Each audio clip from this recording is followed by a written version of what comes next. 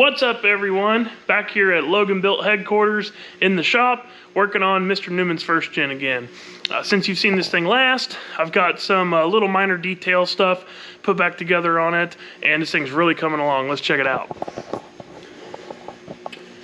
This thing, shoo-wee, looking really good with all this fresh paint in here. Major upgrade. Newman came over, checked it out. He loves it, super excited.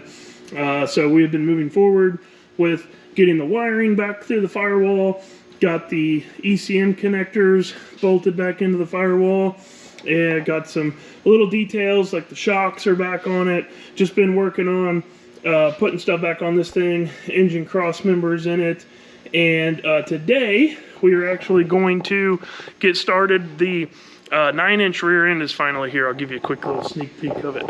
Okay, that's all you get. So the 9-inch rear end is here. Man, it is a really nice piece. Super awesome. The guys at Advanced Chassis did a great job on it. And we're going to be getting the old rear end out today and getting this new one in, so then I can start working on plumbing the brakes. We're still waiting on some of the brake items to show up. Hopefully those will be here within the next week. But in this video, we're going to get the rear end in it. We're going to get the brake system all done on it. And I'll show you guys exactly what we've got for brakes and all that. And that does include getting the billet front hubs on it. So this thing will basically be converted over to 5-lug. And we'll have all new brakes in this video. So let's get dove into this thing, get this rear end out, and start putting the new one in.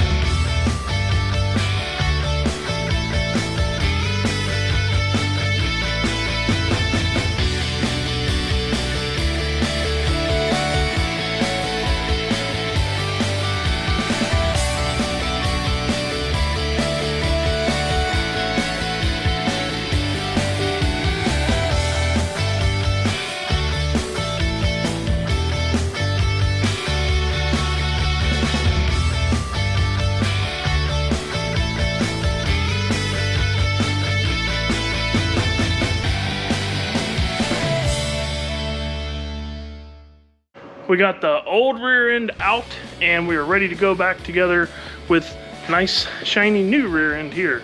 So gonna roll this thing up under here and get this thing put in, and then we'll see what we really got at that point.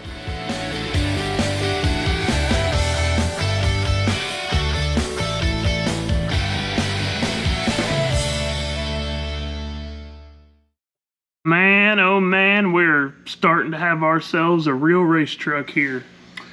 Got the rear end, I say temporarily in because obviously it's not bolted in yet. Gonna have to make some either modifications to the cow track plates that he currently has, and possibly the rear end housing, or get some new cow track plates. I'll show you guys what I'm talking about here in a second. But this thing is up under the truck, sitting on its own weight right now. The other thing is too, is until we put the motor in, the ride height isn't going to be 100% determined. So regardless, even when I do figure out this back here, I'm not going to final bolt everything down till we at least have the engine back in it, the full weight transmission, the hood on it, basically the whole front end back together, so we can simulate what it's actually going to be, so we can determine what size blocks, if any, that we need to get to set the final ride height. But for now, rear end is in and looking really nice. Open the door there so we could get a little bit better lighting to talk about this thing. So what this thing is it started as a strange, nothing special, it's a mild steel housing that Advanced Chassis did the back brace tubing on. This is a parachute mount, just like I run on my truck.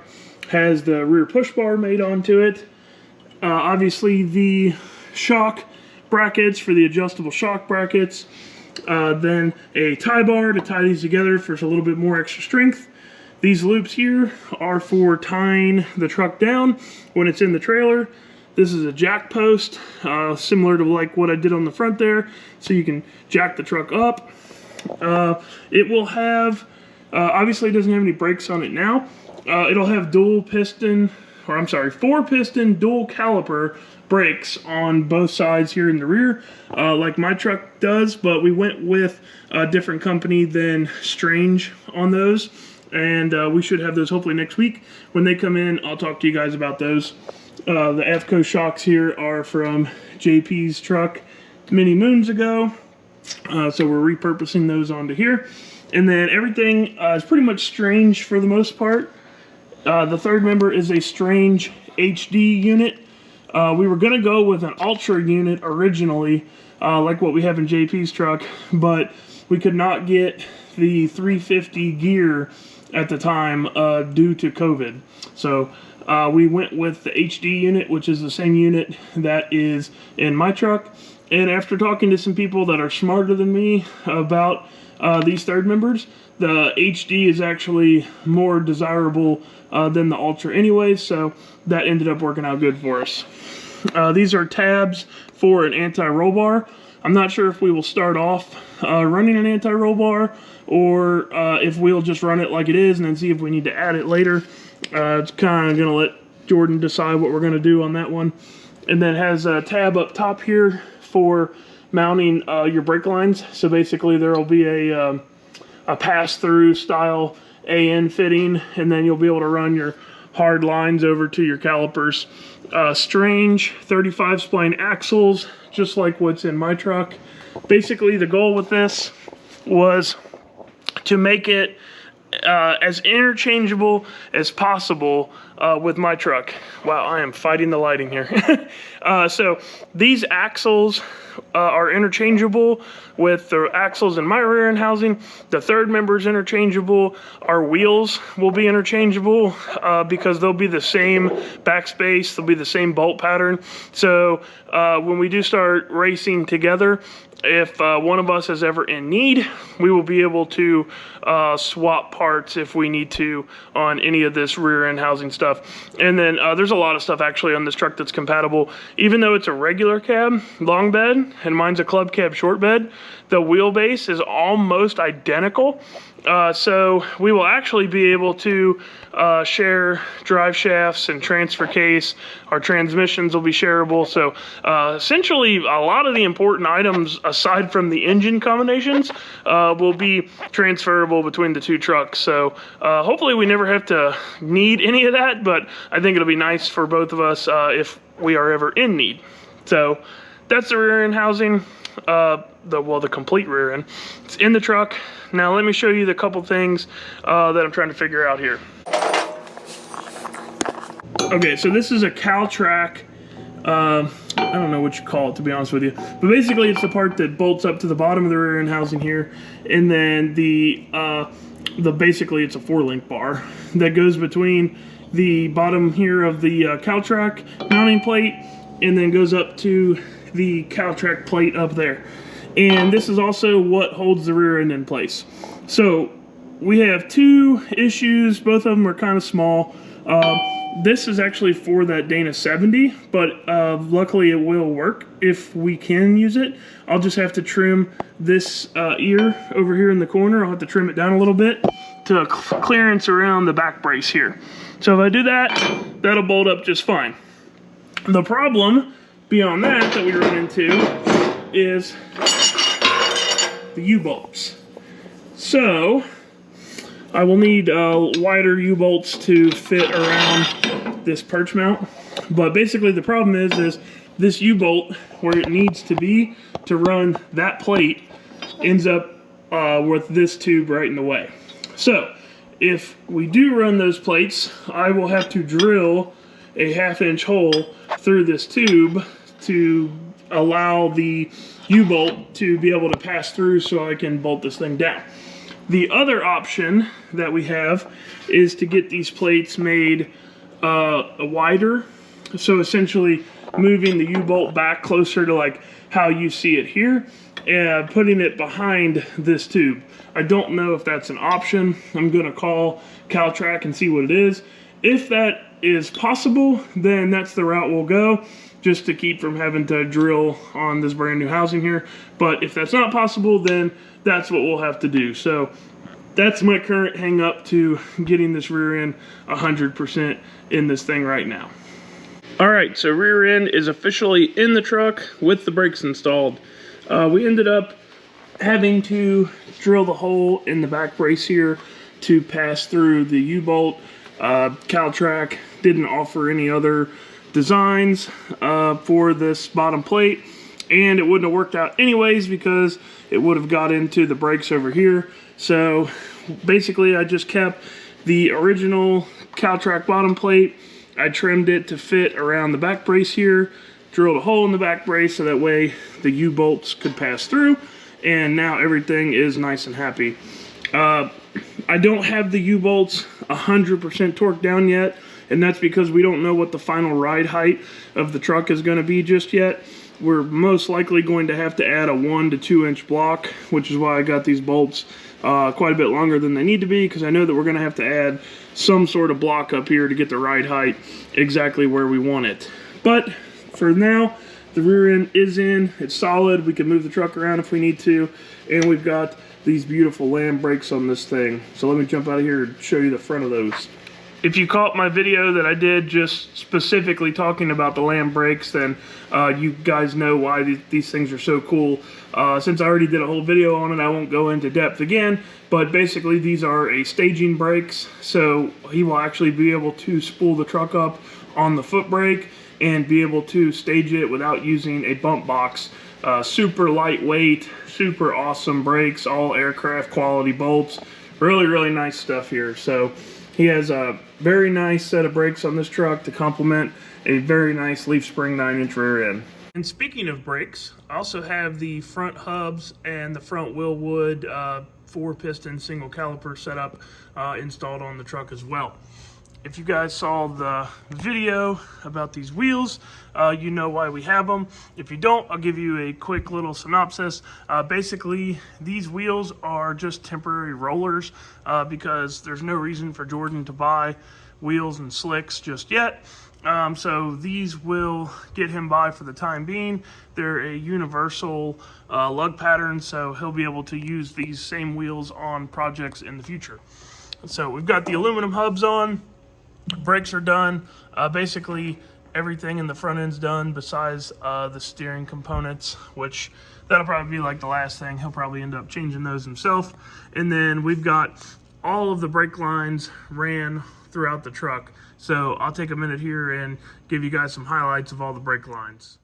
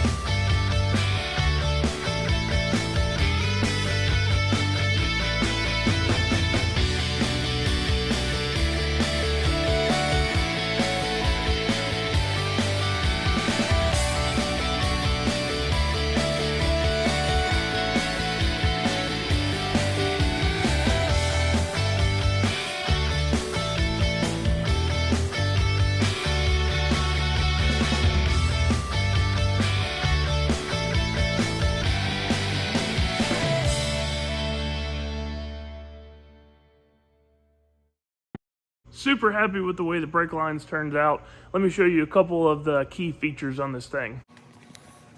So first off, the master cylinder, as you can see, is a manual master cylinder. Like we talked about in the previous videos, we're doing manual brakes on this, just like on my truck. The reason that you would do manual brakes is mainly to save weight, and when you have a really nice brake setup, you're not really compromising anything. This is a Lamb master cylinder, and then I made that nice aluminum plate to adapt it to the firewall there, and then used a Willwood linkage kit to connect it to the pedal inside. And then we got our lines coming off of it, going to bulkhead fittings on the frame rail there. And then one line comes to the front here, one goes to the back. This is feeding all of our front brakes. The rear line feeds everything for the rear brakes. And then came off of it with a nice flex hose, and then did this stainless setup here. All the brake line that we use is stainless steel. I don't really like to use anything else. Stainless sucks to work with. It takes longer, but it's a lot nicer finished product. And once it's sealed up and you got it all tight, you don't really ever have to worry about it. And then the reason that I did these brake lines so far away from the axle tubes on this side and on this side is so that way when Jordan straps this thing down in his trailer, he can throw an axle strap around the tubes here, and he's not going to have to worry about accidentally pinching a brake line with an axle strap. When I do all this stuff, I really try to think way beyond just the work that I'm doing. I'm thinking about how the truck is going to get worked on, how the truck's going to get towed.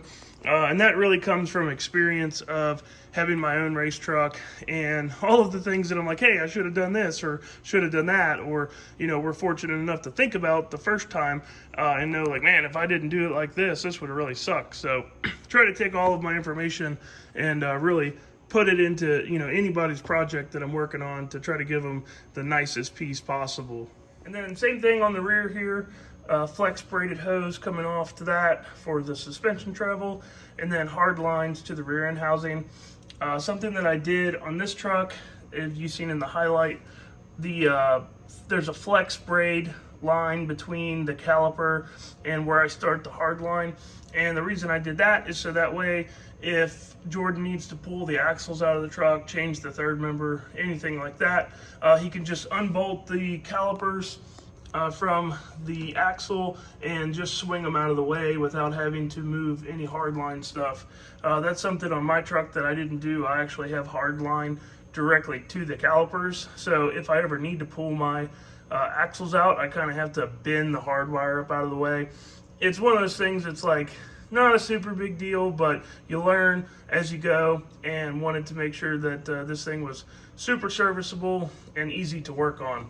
I was originally just going to do braided line straight off of that T bulkhead fitting, you know, just one hose and one hose, but honestly I just didn't like the way it looked. It just didn't match the rest of the quality of this job, and I wanted Jordan to have a, you know, really nice piece, and the details really matter here. So took a little bit extra time, got the parts I needed, and did it right.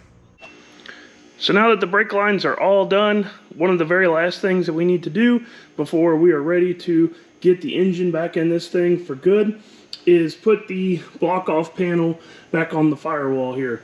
You can see here that I outlined the opening with some, essentially it's just like a window foam. And the reason I did that is so that way when the panel gets bolted up tight, it will be nice and sealed off. Several reasons you want to have a nice sealed off firewall. Mainly for us, because we have glued in Lexan. We don't have any fasteners holding the Lexan in. And when you do it that way, you need to make sure that the firewall and the cab floor is as sealed up as tight as absolutely possible. And then you actually have to put a vent on the back wall of the cab as well, just to make sure that you don't have any built up cabin pressure. So that's why we've outlined that with the foam. And then from a safety standpoint and an HRA, a rule-making standpoint, you can't just have holes in your firewall for no purpose. So that's why we spent the time going and filling in any of the holes that were there before we painted it, so that way we have a nice finished product with no holes or anything where fire could come in to the cab. So that's pretty much everything that we need to do. Once we get this panel bolted on, we'll be ready to put the motor in this thing. AC heater box block off panel is on for good. We are now ready to put the engine back in this beast for the very last time.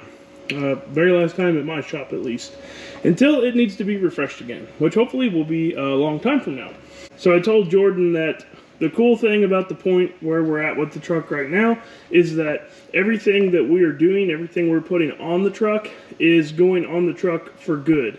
Before, you know, it was a lot of put this in, mock this up, weld this, fab this, cut this, pull it out, put it back in, pull it out, put it back in. And that's, you know, that's what it takes to do something nice and to have a nice finished product like this. But finally we're at the rewarding part where everything that's going on this truck is going on this truck for the last time. Last time with quotations or asterisks. There's never anything in drag racing that goes in for the last time. Pretty much all of these parts are always passing through. It just matters how long they're in here and how long they're passing through. The majority of the chassis stuff is usually a one-time, do it once, put it in there, never have to worry about it type of things. But as things evolve and things grow and you change things out, there's always new parts being added, old parts being taken off. But as far as this rendition goes, rendition? Is that a word? As far as this time around goes, this is all in here for good, and we're making serious forward progress on this thing. So the next time you see this truck, the next video that we do, we'll have the engine in it for good. We'll have all of the front belt accessories on it. We'll have the intercooler, the radiator, the entire front end will be in it for absolutely good. And then the transmission will be going in it, the transfer case, the drive shafts, and then essentially the drive line of this truck, the majority of the work will be done. And then from there, we still have a little bit of some fab work to do. We have to build the hood stack pipe.